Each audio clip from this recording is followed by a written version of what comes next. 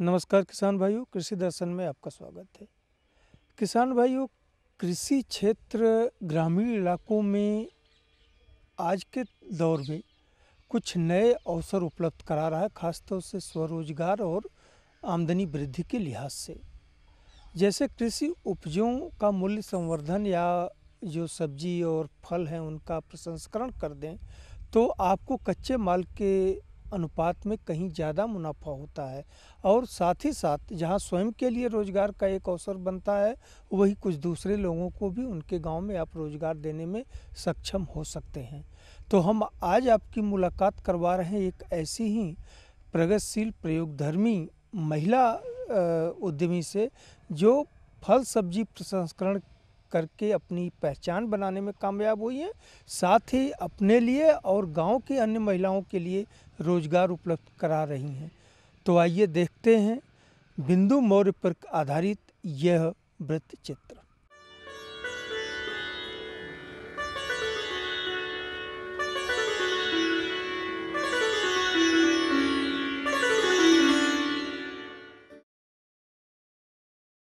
आर्थिक उदारीकरण की बयार ग्रामीण क्षेत्रों तक पहुंचकर आज ग्रामीण आर्थिक परिदृश्य को बदल रही है। कृषि क्षेत्र ग्रामीण अर्थव्यवस्था का आधार है।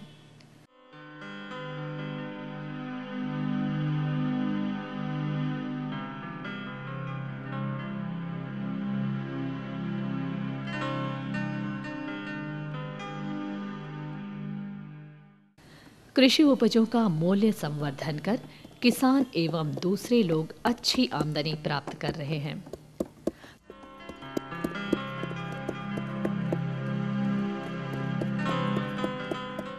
कृषि उपजों का प्रसंस्करण एक लाभदायक कुटीर उद्योग के रूप में उभर कर सामने आया है।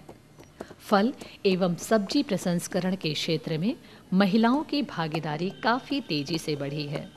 इस वजह से ग्रामीण महिलाओं में आर्थिक स्वावलंबन का भाव जगा है। फल सब्जी प्रसंस्करण ग्रामीण महिलाओं के सशक्तिकरण का माध्यम बन रहा है।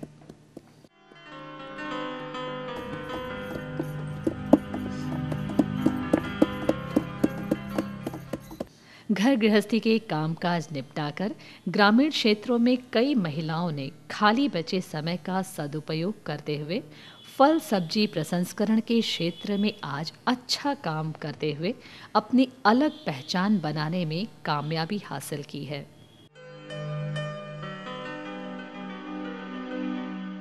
वाराणसी जनपद के चिरई गांव क्षेत्र में अवस्थित ग्राम सीवों की बिंदु मौर्य ऐसी ही एक सफल महिला कुटीर उद्यमी हैं। क्षेत्र में पहले से चल रहे फल सब्जी प्रसंस्करण उद्योग से प्रेरित होकर 6 वर्ष पूर्व बिंदु मौर्य ने भी इस कुटीर उद्योग को अपनाने का फैसला किया।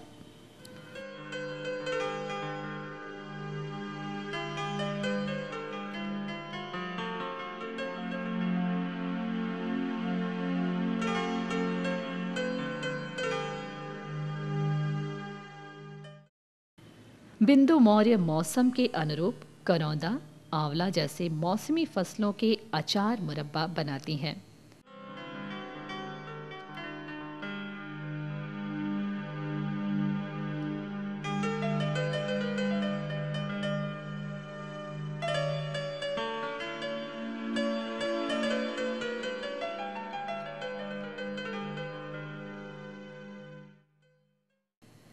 प्रसंस्करण के दौरान कच्चे माल की धुलाई, सफाई एवं कुचाई का काफी महत्व होता है।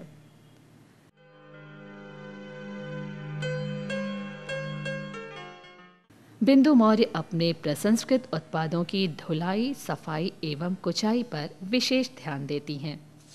ये देखिए, पहले हम करौंधे को ऐसे काट लेते हैं। इतना काटे कि पूरा जो करौंधा है अलग न होए। काटने के बाद इसको हम कोचते हैं। कोचने से जो है कोचते हैं इसको इस तरह। इसको अच्छी तरह चारों तरफ घुमा घुमा कर कोच ले अंदर तक, जो कि पकने के बाद जो इस चीनी रहता है उसका चाशनी अंदर तक घुल जाए अच्छी तरह। इसको अच्छे से कोचना चाहिए। देखिए कोचाई के बाद जो पूरा है एक तरफ से हम ऐसे उसका बीज निकालते हैं। ऐसे निकाले कि जो पूरा बीज है दोनों तरफ कट कर अलग अलग हो गया है वो फ़ौरन निकाल कर तो रखें।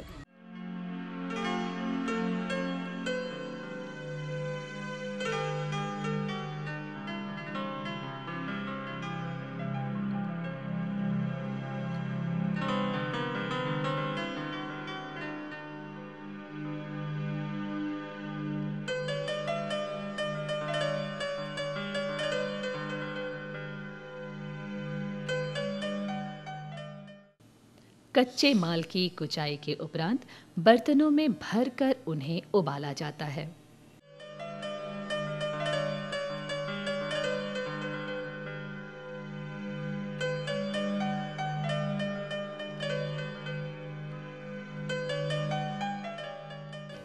भट्टी पर भगोनों को चढ़ाकर प्रसंस्करण प्रक्रिया पूरी की जाती है।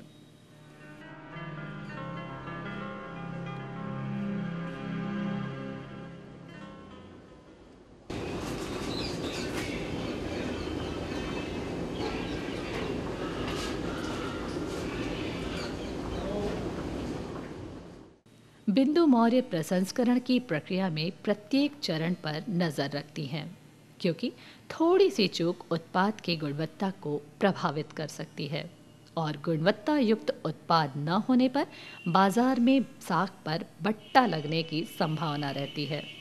इसीलिए बिंदु मौर्य शुरू से लेकर अंत तक प्रसंस्करण प्रक्रिया पर ध्यान देती हैं।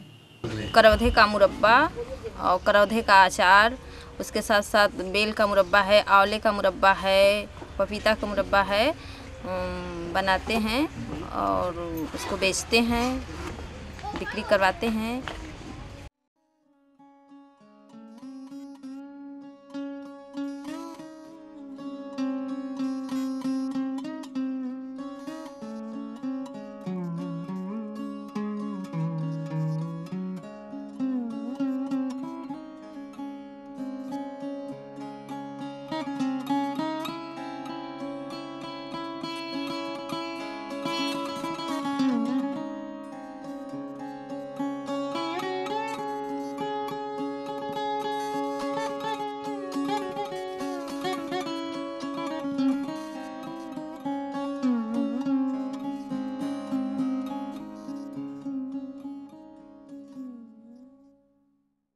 प्रसंस्कृत उत्पादों की पैकेजिंग का भी महत्व होता है।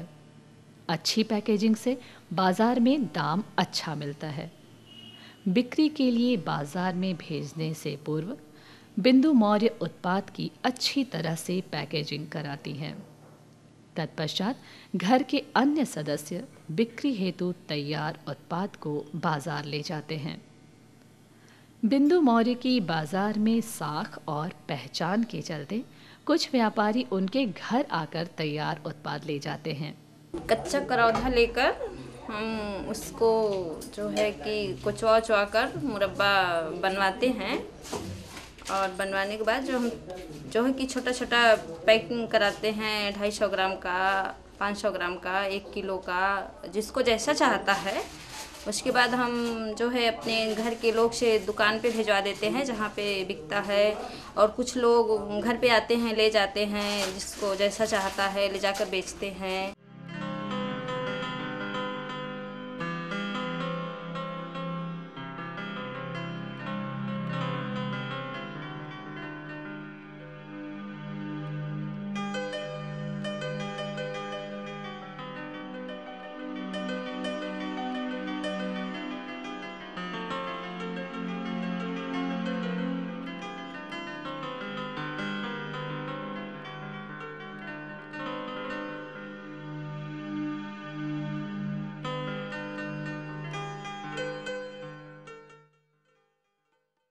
ग्रामीण क्षेत्रों में प्रसंस्करण उद्यम से रोजगार के नए अवसर भी उपलब्ध हो रहे हैं।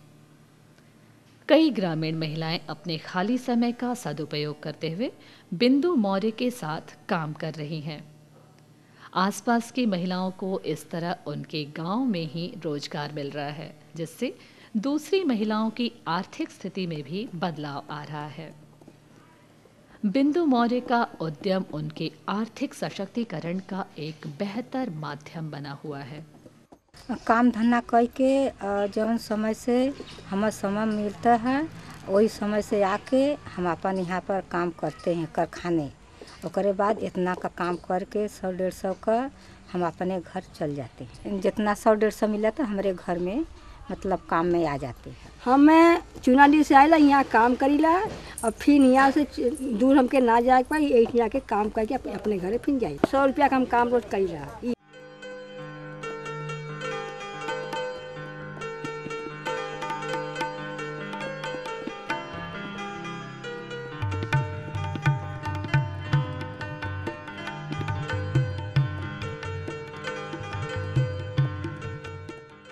बिंदु मौर्य मौसमी फल सब्जियों के प्रसंस्करण उद्यम के जरिए जहां अपनी अलग पहचान बनाने में कामयाब हुई हैं, वहीं आसपास की दूसरी महिलाओं को रोजगार के लिए भटकने से बचाया है। जो हमारे आसपास के महिलाएं थी जो काम नहीं कर रही थी, जिसका समय बचता था, वो अपना इसी तरह इधर उधर रहती थी, तो हम उन लोग से कहे तो उन लोग भी फैक्ट्री में आती है काम करने के लिए, तो उन लोग भी करती है और 100-150 अच्छा खासा कमा लेती है अपने फालतू समय में।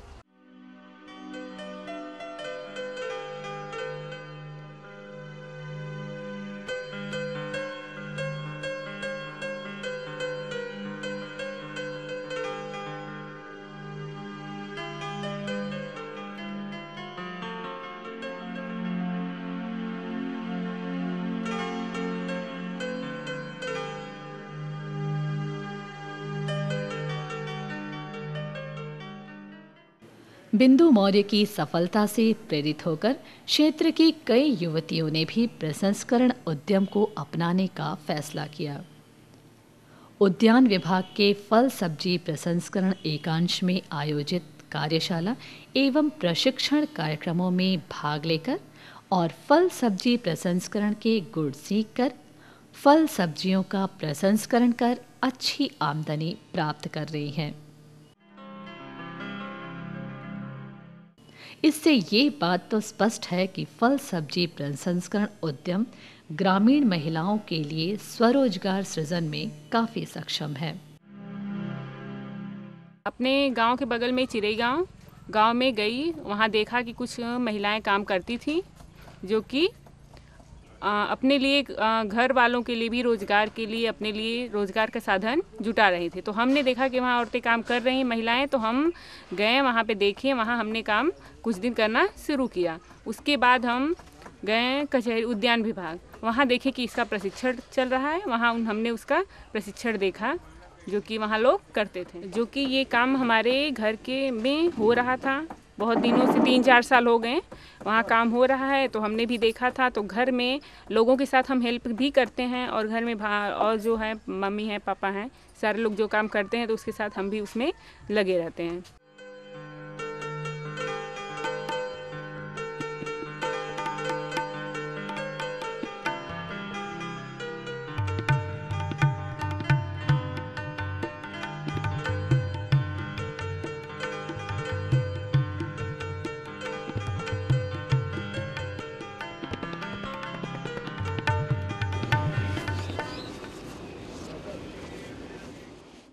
फल सब्जी प्रसंस्करण यानी कृषि उत्पादों का मूल्य संवर्धन एक ऐसा उपक्रम है जिसमें उपज अर्थात कच्चे माल को ऐसा स्वरूप प्रदान करना जिससे सही मूल्य मिल सके।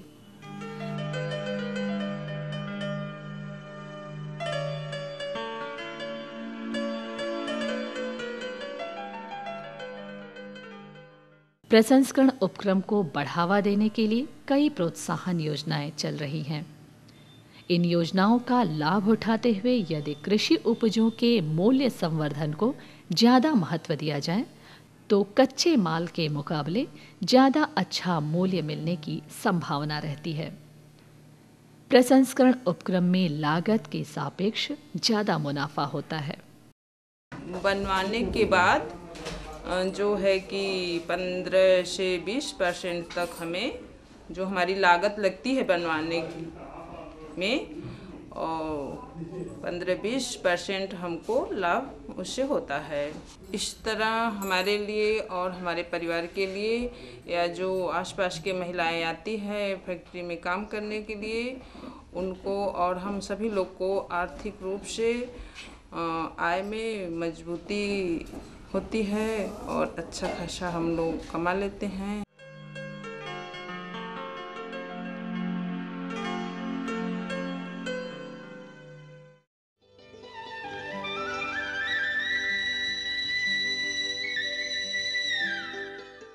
किसान भाइयों, अभी आप देख रहे थे प्रगतिशील महिला उद्यमी बिंदु मौर्य पर केंद्रित ये वृत्तचित्र। और अब किसान भाइयों बात करते हैं गेहूं की खेती की, क्योंकि गेहूं की जो बुआई नवंबर के पहले सप्ताह या दूसरे सप्ताह तक हो गई है, वो फसल बढ़वार पर है। तो फसल के बढ़वार के साथ ही कुछ रोग वगैरह लगने की भी संभावना होती है, क्योंकि आज का जो माहौल है, जो वायुमंडल है, जलवायु है, मौसम है, वो दिन में कुछ गर्मी, रात में ज़्यादा ठंड, तो ये रोग के लिए मुफीद है। साथ ही अभी बुआई भी चल रही है, तो बुआई के साथ ही क्या उपाय करें कि आने वाले दिनों में रोग का प्रकोप कम हो सके। इन तमाम बिंदुओं पर बातचीत करने और जानकारी देने के लिए हमारे साथ हैं काशी हिंदू विश्वविद्यालय कृषि विज्ञान संस्थान के प्रोफेसर रमेश चंद। तो डॉक्टर साहब, ये जो गेहूं की फसल अभी बढ़वार पर है, जो नवंबर में बोई जा चुकी है, तो उस फसल में इस समय जो मौसम चल रहा है जैसा, इसको देखते हुए कौन से रोग लग सकते हैं और उनके रोकथाम के लिए हमारे किसान भाई क्या उपाय करें? किसान भाइयों, देखिए, जो गेहूं आप बो चुके हैं और उसमें 2 से 3 पत्तियां आ गई हैं, उनमें आप देखेंगे कि अगर खेत का भ्रमण करेंगे और आप देखेंगे कि कहीं कहीं पर बीच में गेहूं पीला हो रहा है, तो आप उसको उखाड़ करके देखिए। आजकल जड़ों में निमेटोड, जिसको हम सूत्रकृमि कहते हैं, इनका प्रकोप बढ़ रहा है, और ख़ास करके उन इलाकों में जहाँ की ज़मीन ऊंचे वाली हैं और वहाँ पानी नहीं लगता है। तो ऐसी जगहों पर जब आप उखाड़ के देखेंगे तो उनकी जड़ों में अगर देखेंगे गांठें पड़ गई हैं, तो आप बिल्कुल ये समझ लीजिए कि वहाँ पर निमेटोड का प्रकोप हो चुका है।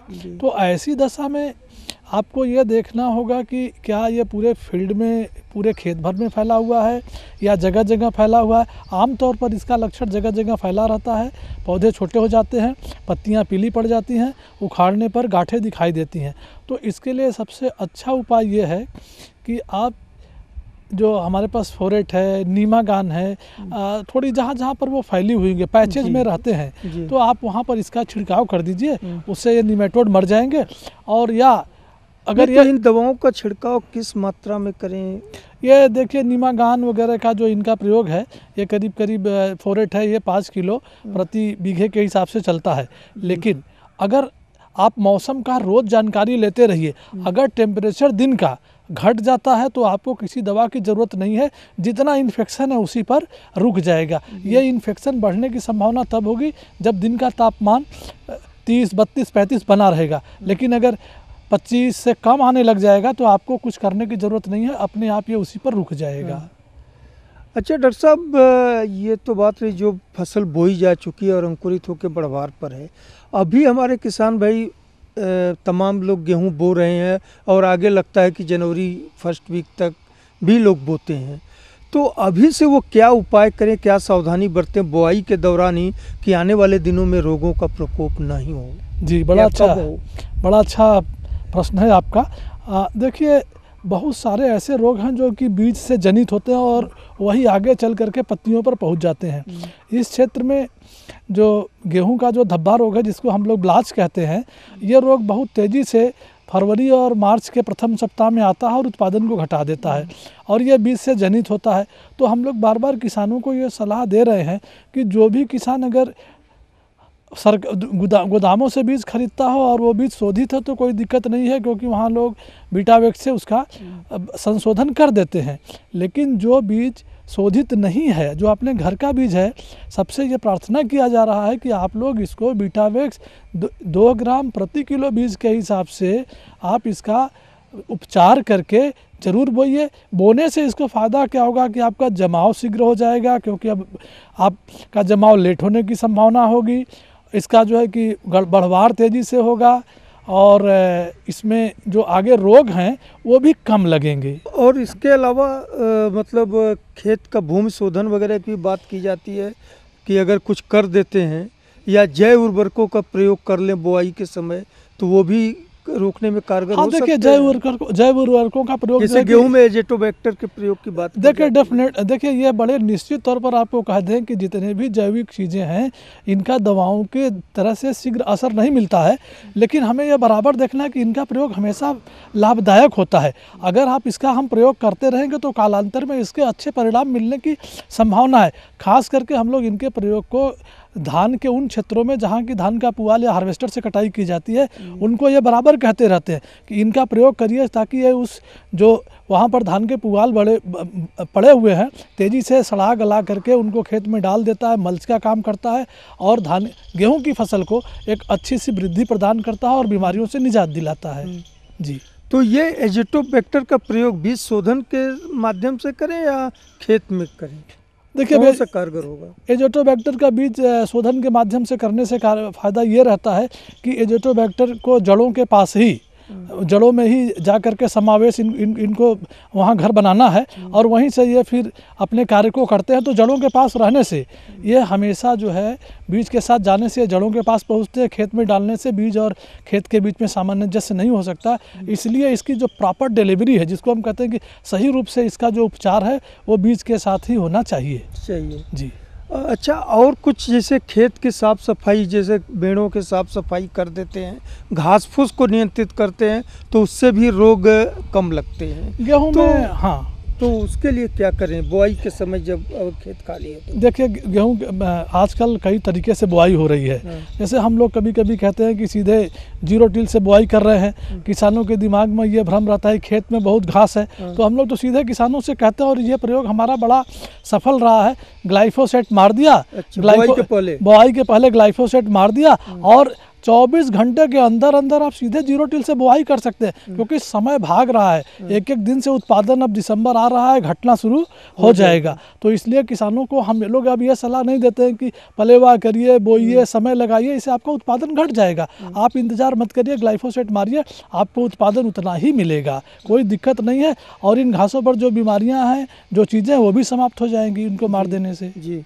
और आगे चल कर के फसल स्वस्थ रहेगी, बिल्कुल, और उपज भी ठीक ठाक हो जाएगी। एकदम ये प्रयोग बड़ा सफल रहा है। जी, ठीक है डॉक्टर साहब, विलम्ब से गेहूं की खेती में रोग प्रबंधन और जो बोई जा चुकी है गेहूं और बढ़वार पर है उसमें रोग प्रबंधन के बारे में आपने बहुत अच्छी जानकारी दी। बातचीत करने और जानकारी देने के लिए आपको बहुत बहुत धन्यवाद। धन्यवाद।